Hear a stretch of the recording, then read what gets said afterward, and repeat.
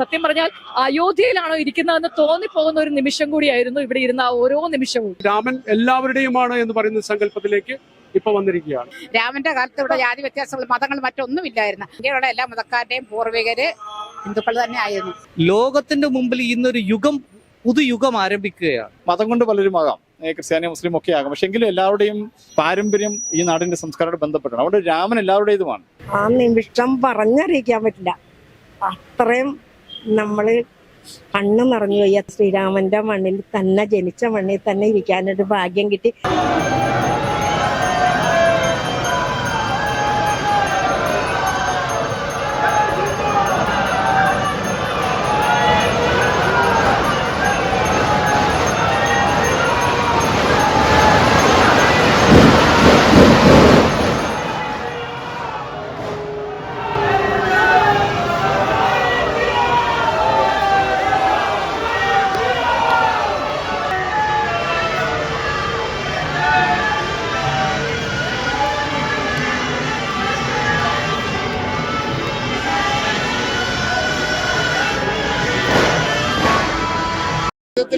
ഒരു വലിയ ധന്യമായ, ഈ ജന്മത്തില് കിട്ടാവുന്നതിൽ ഏറ്റവും ധന്യമായ ഒരു മുഹൂർത്തമായിട്ട് ഇതിനെ കാണുന്നു. കാര്യം 500 വർഷങ്ങളായിട്ട് ശ്രീരാമചന്ദ്രന് ആ ജന്മസ്ഥലത്ത് വന്നിരിക്കാനും അവിടെ ഒരു വലിയ ലോകത്തിന് മുഴുവൻ മാതൃകയായിട്ട് അതൊരു തീർത്ഥസ്ഥാനമായി മാറാൻ ഉണ്ടായ ഒരു സാഹചര്യം ഈ കാലഘട്ടത്തിൽ ജീവിച്ചിരിക്കുക എന്നുള്ളത് തന്നെ ഒരു ധന്യമായ ഒരു അനുഭവമായിട്ട് മാറുന്നു. അത്രയും മഹത്തരമായൊരു ചടങ്ങാണ് ഇന്ന് നടന്നത്.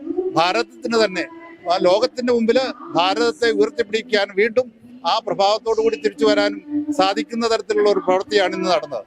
വളരെ സന്തോഷം. ശ്രീരാമൻ എന്ന് പറഞ്ഞു കഴിഞ്ഞാൽ നമ്മുടെ ധർമ്മത്തിന്റെ മാതൃകയാണ്. എങ്ങനെ ജീവിക്കണം, ജീവിതത്തെ എങ്ങനെ കാണണം എന്നൊക്കെ ജനങ്ങളെ പഠിപ്പിക്കുന്ന നമ്മുടെ രാമായണത്തിൽ കൂടെ നമുക്കത് വായിച്ചാൽ മനസ്സിലാവും. അതിനൊക്കെ മാതൃകയായിട്ടുള്ള ശ്രീരാമചന്ദ്രന്റെ അത് എല്ലാവരും, എനിക്ക് തോന്നുന്നു ജാതിഭേദ ഭേദമന്യേ എല്ലാവരും അത് മനസ്സിൽ സൂക്ഷിക്കുന്ന ഒരു നിമിഷമായിട്ട് ഇത് മാറിയിട്ടുണ്ട്.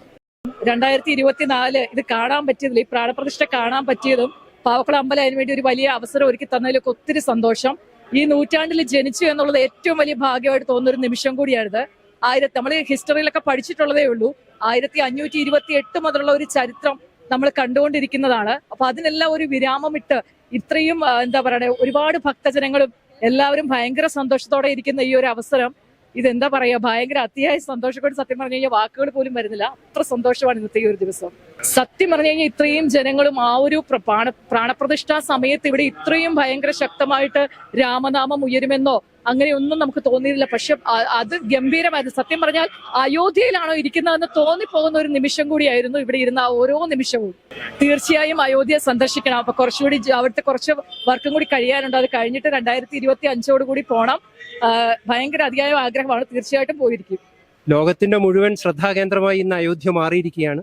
5 നൂറ്റാണ്ട് കാലത്തെ പോരാട്ടത്തിന്റെയും ത്യാഗത്തിന്റെയും തപസ്സിന്റെയും ബലിദാനത്തിന്റെയും ഒക്കെ വിജയസാഫല്യമാണ് ഇന്ന് ശ്രീരാമചന്ദ്രന്റെ ഭവ്യവും ദിവ്യവുമായ ക്ഷേത്രം അയോധ്യയിൽ ഉയർന്നു എന്നുള്ളത്.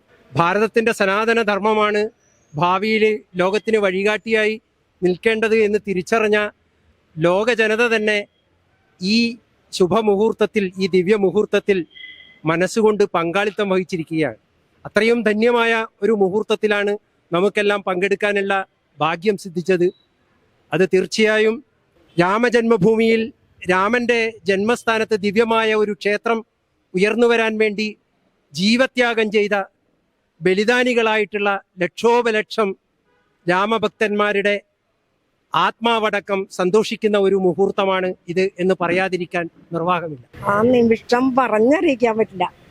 അത്രയും നമ്മള് കണ്ണു നിറഞ്ഞു പോയി. എത്രയോ വർഷങ്ങൾ ആഗ്രഹിച്ച് ഭഗവാൻ അവിടെ ചെന്നിരുന്നു. ശ്രീരാമന്റെ മണ്ണിൽ തന്നെ, ജനിച്ച മണ്ണിൽ തന്നെ ഇരിക്കാനൊരു ഭാഗ്യം കിട്ടി. അത് നമ്മൾ ജീവിച്ചിരിക്കുമ്പോ ഒന്നും കാണാനുള്ള ഭാഗ്യം കിട്ടി. നമ്മുടെ കാലം കഴിഞ്ഞിട്ടും കാണാൻ പറ്റില്ല. നമ്മൾ ഇരിക്കുമ്പോ തന്നെ അത് കാണാൻ പറ്റി. അതാണ് ഏറ്റവും വലിയൊരു പുണ്യം. അത് നമ്മുടെ മന്ത്രിയുടെ ഗുണമാണ്, പ്രധാനമന്ത്രിയുടെ ഗുണമാണ്. വേറെ ഒരാൾ ഇങ്ങനെ ചെയ്യുമെന്ന് വിചാരിക്കല്ല. അപ്പൊ മന്ത്രിക്കും പ്രധാനമന്ത്രിക്കും ദീർഘായുസ് കൊടുക്കട്ടെ എന്ന് പ്രാർത്ഥിക്കുന്നു. എത്ര ദിവസവും ഞങ്ങൾ രാമായണോട് ചെല്ലണത് അങ്ങനെ സന്തോഷമായി. ഞങ്ങൾ രാവിലെ വന്നിരിക്കണല്ലേ, അത് കാണാനുള്ള വീട്ടിലും നമുക്ക് കാണാൻ പറ്റും. അതല്ല, ഇവിടെ ഇരുന്ന് കാണുമ്പോഴുള്ള ഒരു സന്തോഷം വേറെയാണ്. പോകാൻ ഉദ്ദേശിക്കാണ്ട് പോകും. സെപ്റ്റംബർ വരെ, ആ മാസം വരെയും ബുക്കായി. അപ്പൊ അത് കഴിഞ്ഞിട്ട് ഒരു പ്രാവശ്യം പോകണമെന്ന് ആഗ്രഹമുണ്ട്. അതാണ് കൃഷ്ണൻ ജനിച്ച മണ്ണിൽ ചവിട്ടി, എന്നാ ശ്രീരാമനും ജനിച്ച മണ്ണിൽ ചവിട്ടണം എന്നാഗ്രഹം. ഇന്നത്തെ ദിവസം എന്ന് പറഞ്ഞാൽ വർണ്ണനാതീതമാണ്. നമുക്കൊരു വാക്കുകളിൽ പറയാൻ പറ്റാത്തത്ര ഒരു വലിയൊരു ദിവസമാണെന്ന്. ഏകദേശം 500 വർഷം 1527 മുതൽ 2024 വരെ നീണ്ടുനിന്ന വലിയൊരു കാലയളവിൽ ഹിന്ദു സമൂഹം ഇവിടെ നടത്തിയ വലിയ പോരാട്ടങ്ങളുടെ ഒരു ഫലമാണെന്ന് വന്നിരിക്കുന്നത്.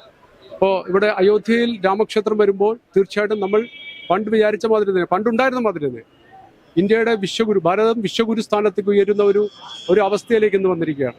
അപ്പോൾ ഈ രാജ്യത്തിലെ ജനങ്ങൾ മുഴുവൻ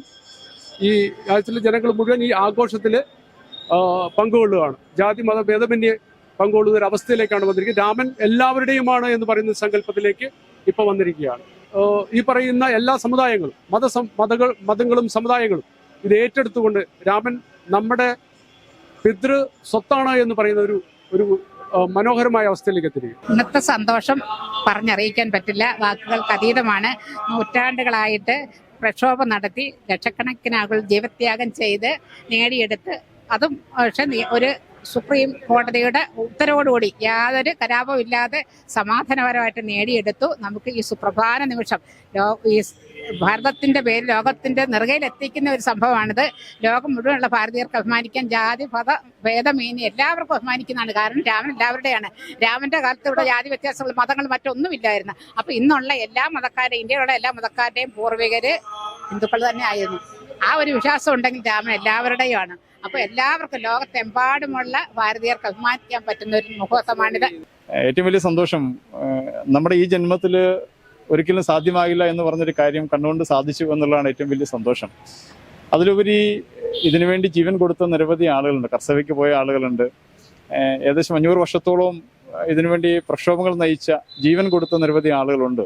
വലിയ ഭവ്യമായ ക്ഷേത്രം അവിടെ നമുക്ക് പ്രാണപ്രതിഷ്ഠ നേരിട്ട് കാണാൻ സാധിച്ചു എന്നുള്ളത് വലിയ സന്തോഷമാണ്.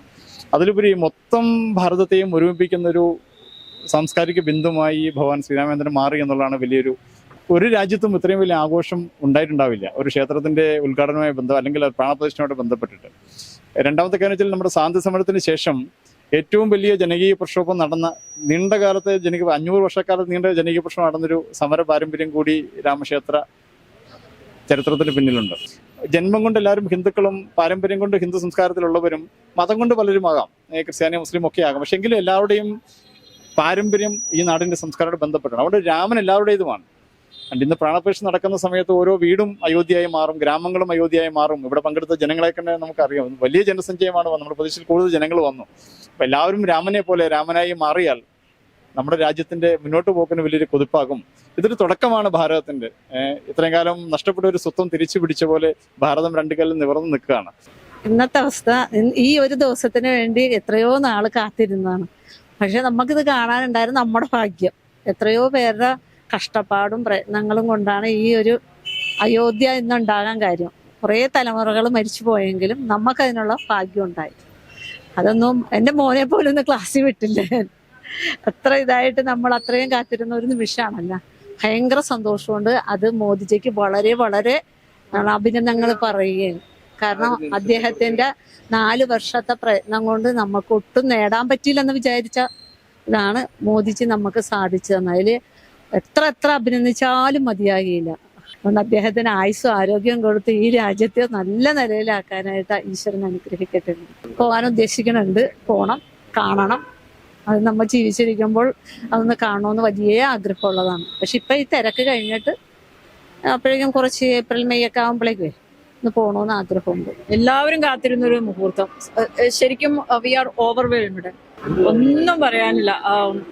അങ്ങോട്ട് ഇനി എല്ലാം ശുഭമായിട്ട് വരുന്ന തന്നെ വിചാരിക്കാം. നമ്മുടെ ഭാരതീയ സംസ്കാരത്തിന് ഒരു പുത്തൻ ഉണർവുണ്ടായിരിക്കുകയാണ്. തീർച്ചയായും പോകും. അതിനിപ്പോ എന്നത്തേക്കാണ് എല്ലാവർക്കും പൊതുജനങ്ങൾക്ക് വേണ്ടിയിട്ട് തുറന്നു കൊടുക്കാന്ന് വെച്ചാൽ അന്ന് ഞങ്ങള് തീർച്ചയായിട്ടും പോയിരിക്കും. നമ്മളുടെയൊക്കെ ഒരു ചിരകാല അഭിലാഷമാണ് അതൊക്കെ. തീർച്ചയായും നമ്മൾ വിചാരിച്ചതിനേക്കാളും കൂടുതൽ ഒരു പങ്കാളിത്തം ഇന്ന് ഉണ്ടായിരുന്നു. നമ്മൾ ആ മൊമെന്റിൽ അവിടെ ഉണ്ടായിരിക്കുക എന്നുള്ളതാണല്ലോ പ്രധാനം. ജയ് ശ്രീറാം, ജയ് ശ്രീറാം.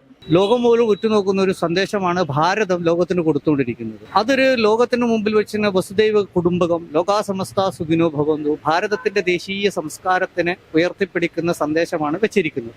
ലോകത്തിന്റെ മുമ്പിൽ ഇന്നൊരു യുഗം, പുതുയുഗം ആരംഭിക്കുകയാണ്. ശ്രീരാമ പ്രതിഷ്ഠയോടുകൂടി, രാംലാല പ്രതിഷ്ഠയോട് കൂടിയിട്ട് പുതുയുഗം ആരംഭിക്കുകയാണ്. ജയ് ശ്രീരാം. വളരെയധികം സന്തോഷം. കാലങ്ങളായി നമ്മൾ കാത്തിരുന്നൊരു കാര്യം യാഥാർത്ഥ്യമായ ദിവസമാണ് ഇന്ന്. കണ്ടു കഴിഞ്ഞപ്പോൾ എങ്ങനെയെങ്കിലും അവിടെ എത്താനുള്ള ഒരു ആഗ്രഹം. ജനപിന്തുണ വളരെ അധികം ജനപിന്തുണയുണ്ട്. എല്ലാവരും അക്ഷതമൊക്കെ കിട്ടാത്തടത്ത് ചോദിച്ചു വാങ്ങിച്ച് അക്ഷതമൊക്കെ എല്ലായിടത്തും എത്തിച്ച് ശ്രീരാമന്റെ ആ ഒരു ഇത് എല്ലാ വീടുകളിലും എത്തിക്കാൻ കഴിഞ്ഞു. അയോധ്യയില് പോണം, ഉടനെത്തി തിരക്കുകളൊക്കെ ഒന്ന് കഴിഞ്ഞിട്ട് പോണമെന്ന് വിചാരിക്കുന്നു. അപ്പോൾ വളരെ ഹാപ്പിയാണ്, എക്സൈറ്റഡ് ആണ്. നമ്മൾ ചെറുതായിരിക്കുമ്പോൾ കേൾക്കുന്ന ഒരു വലിയൊരു ഇഷ്യൂ ആണല്ലോ. സോ ഇന്നത് ഇത്രയും ഭംഗിയിൽ കാണാൻ പറ്റുന്നതിൽ ഒരുപാട് സന്തോഷമുണ്ട്. ഭയങ്കര പോസിറ്റിവിറ്റി ആയിട്ടായിരുന്നു, ഒരുപാട് ആളുകൾ വന്നിരുന്നു. ഇത്രയും ഭംഗിയായിട്ട് നമുക്ക് നമ്മുടെ ഒരു അമ്പലം ഉള്ളപ്പോൾ you have to go and see അല്ലേ. എല്ലാ ഭാരതീയർക്കും ഒരു സന്തോഷവും അതിലേറെ അഭിമാനമുള്ള ഒരു ധന്യ മുഹൂർത്തമായിരുന്നു.